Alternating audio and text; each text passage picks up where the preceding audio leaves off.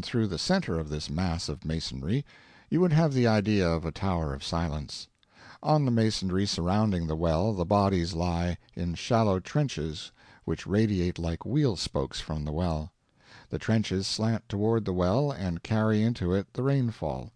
Underground drains, with charcoal filters in them, carry off this water from the bottom of the well. When a skeleton has lain in the tower exposed to the rain and the flaming sun a month, it is perfectly dry and clean. Then the same bearers that brought it there come gloved and take it up with tongs and throw it into the well. There it turns to dust. It is never seen again, never touched again in the world. Other peoples separate their dead, and preserve and continue social distinctions in the grave, the skeletons of kings and statesmen and generals in temples and pantheons proper to skeletons of their degree, and the skeletons of the commonplace and the poor in places suited to their meaner estate. But the Parsees hold that all men rank alike in death, all are humble, all poor, all destitute. In sign of their poverty they are sent to their grave naked. In sign of their equality, the bones of the rich, the poor, the illustrious, and the obscure are flung into the common well together. At a Parsee funeral there are no vehicles. All concerned must walk, both rich and poor, howsoever great the distance to be traversed may be.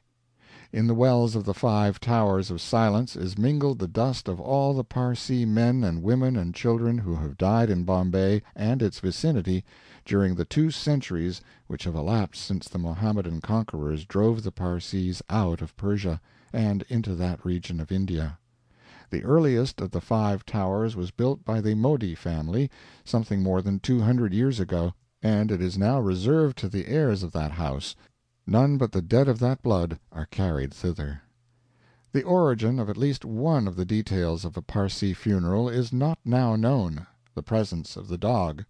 Before a corpse is borne from the house of mourning it must be uncovered and exposed to the gaze of a dog. A dog must also be led in the rear of the funeral.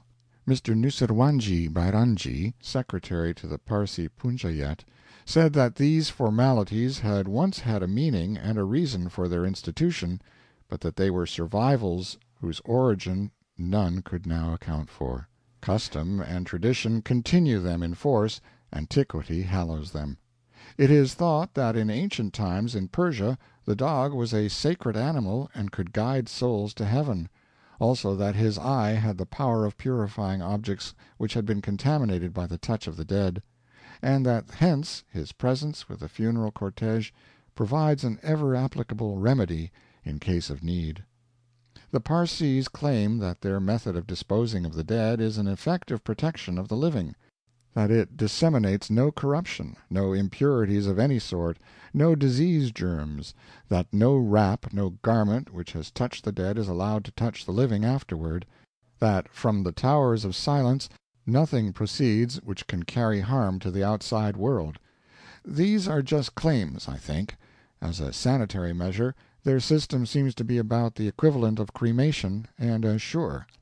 We are drifting slowly, but hopefully, toward cremation in these days.